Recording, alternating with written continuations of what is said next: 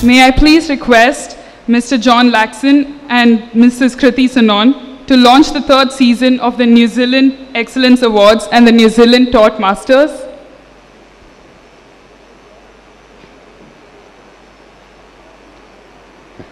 This is our ginormous poster.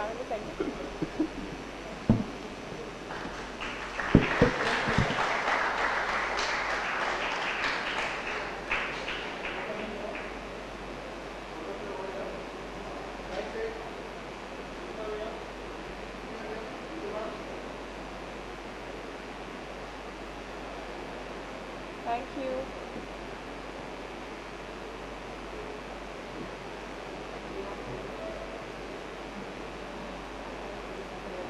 I think we're, yes.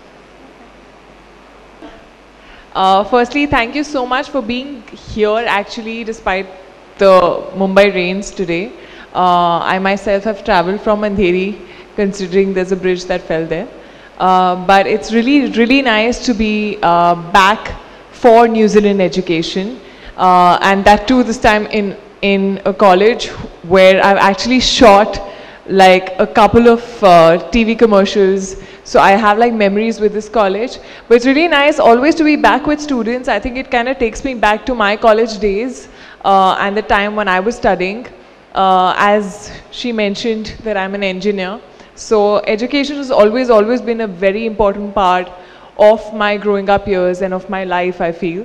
And it's nice to be here and be sort of a catalyst, you know, to help all of you, the youth of today's country, to sort of shape up their careers and their futures, and be here as the brand ambassador for New Zealand education. So thank you so much for being here with me despite the rains.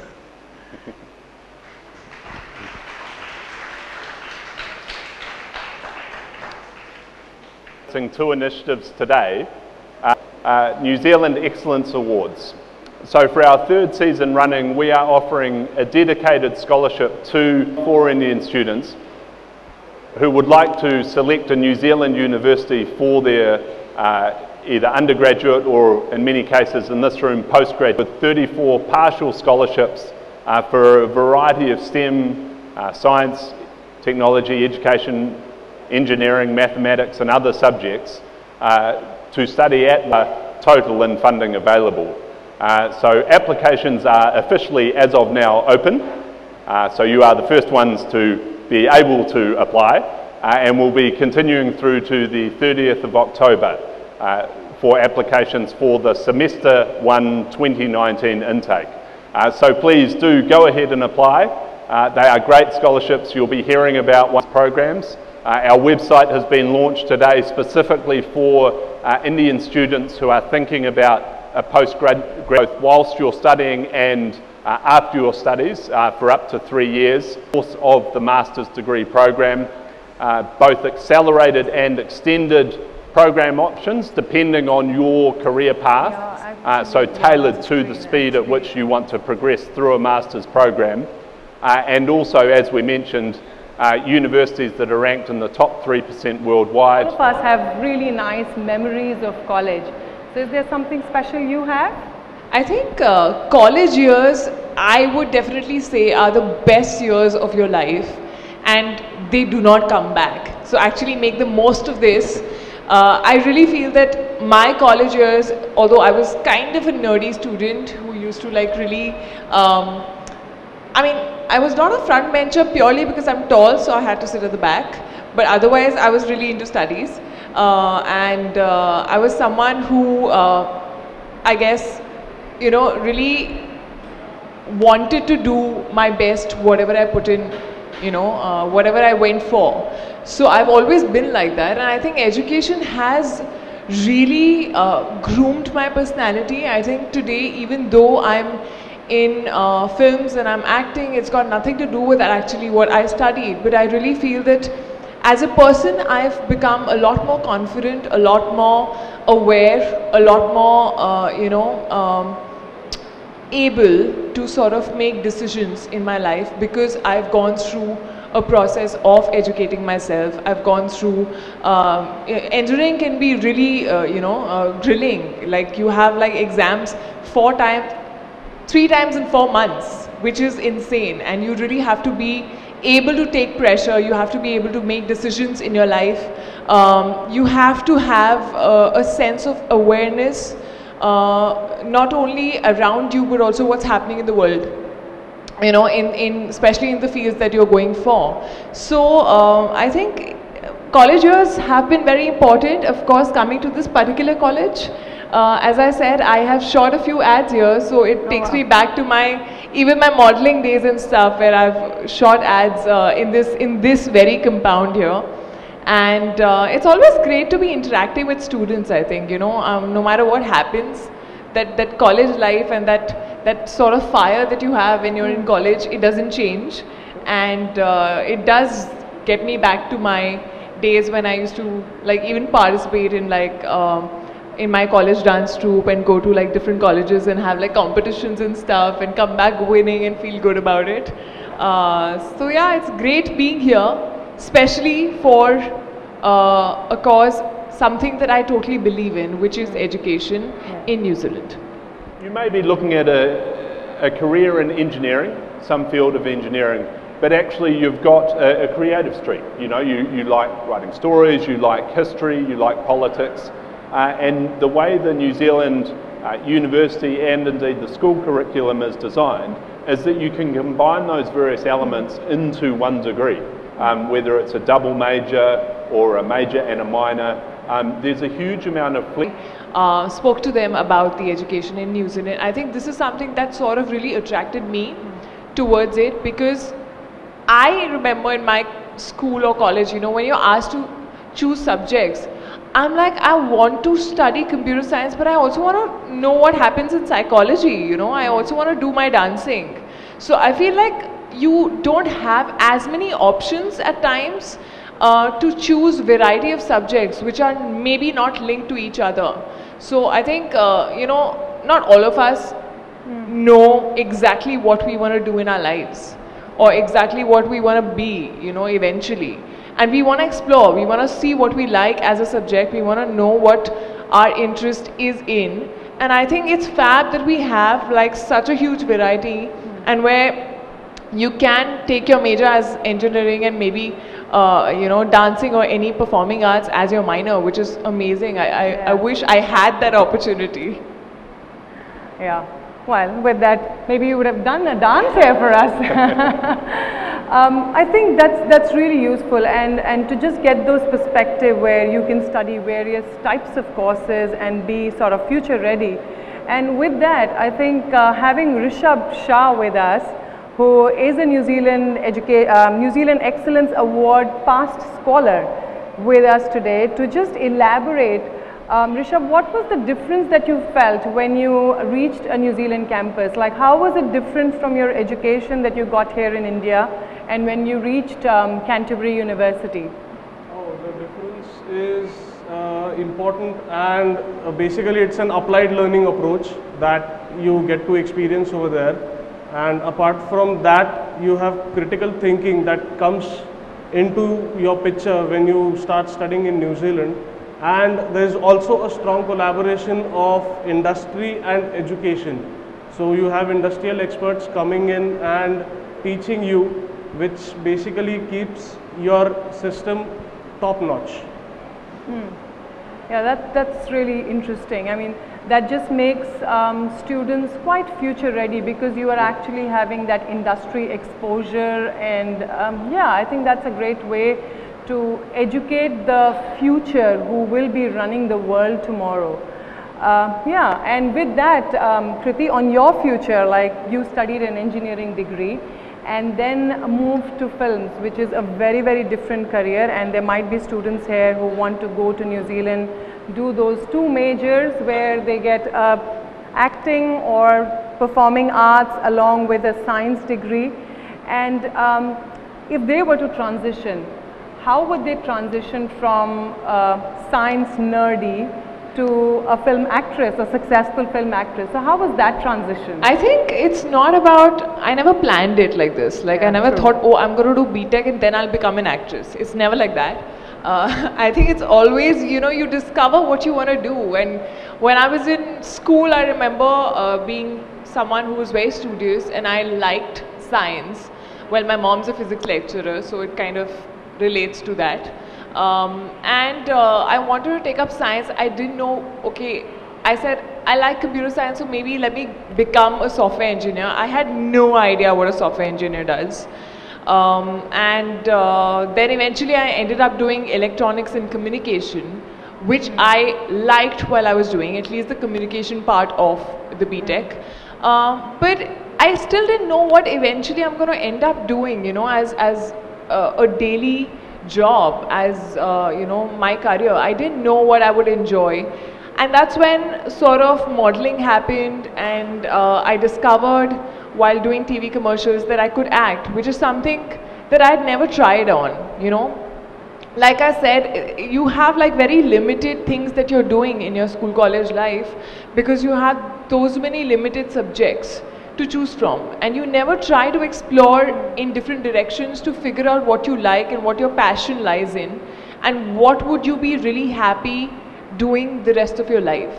So when I realized that I could act is when I had you know, my mind on it, and I was like, this is what I want to do, and I want to eventually move to Mumbai and try for films. But at the same time, I wanted to complete my BTech. I didn't want to leave it half done because I really feel that it's very, very important to have an educational degree.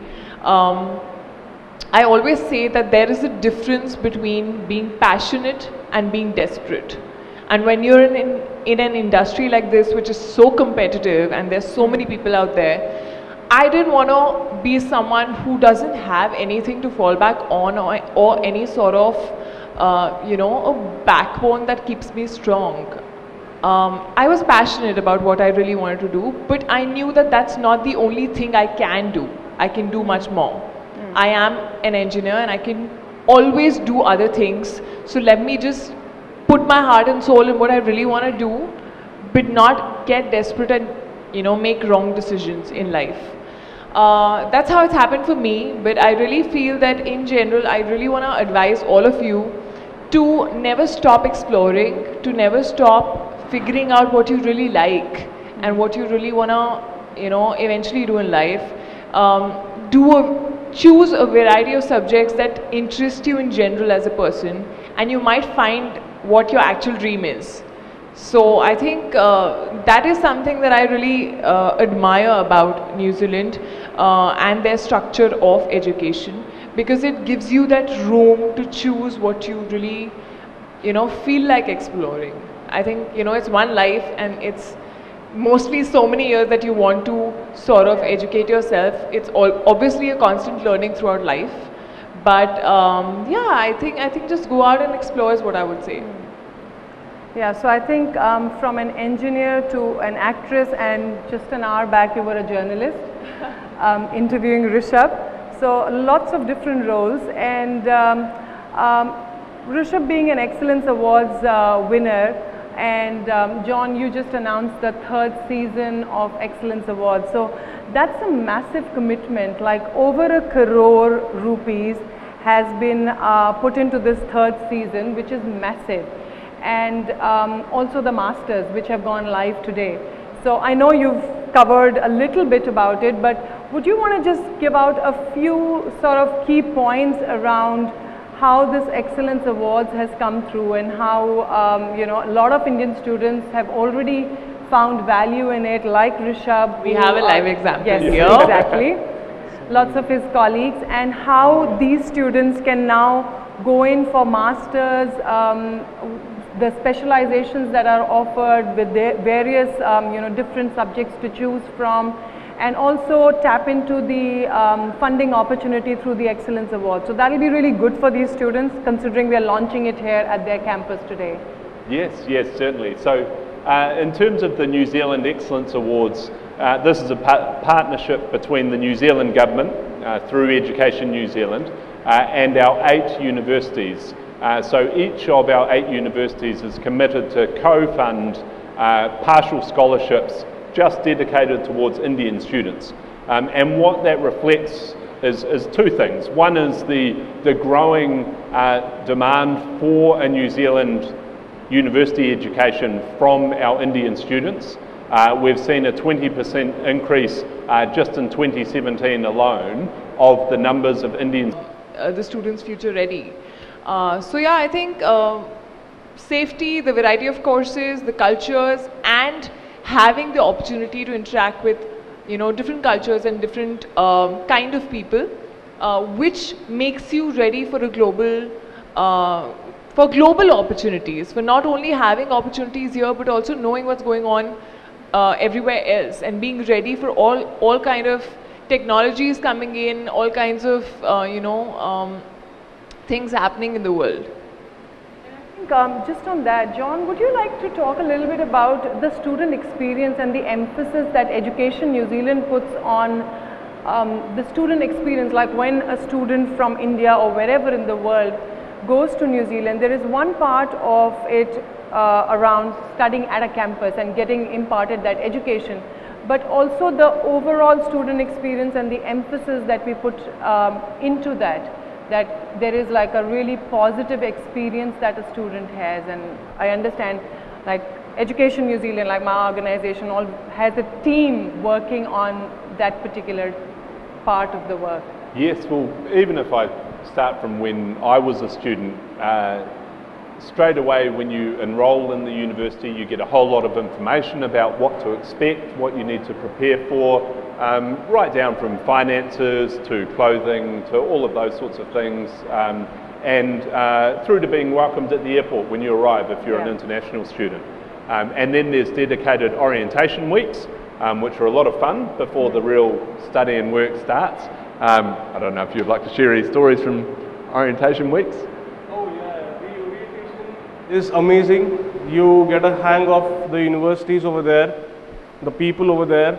There are so many student advisors which basically keep you in touch with all these particular activities. Each and everything is so very streamlined that you can easily imbibe in that. That's one of the amazing things that I've experienced. And I think another point to add is that career and education counsellors and even job centres are all located on campus. So whether you're looking for support to work, options for where to live, or if you want to change where you want to live, financial advice, student support and counselling, all of those things are embedded or available across all of our universities. In fact, many of them are required by law in New Zealand to ensure that students have a positive student experience. So New Zealand was the first country in the world to require under federal or parliamentary legislation a code of practice for international students, which meant that anyone enrolling an international student had to provide minimum standards of care to ensure that the student experience was a positive one.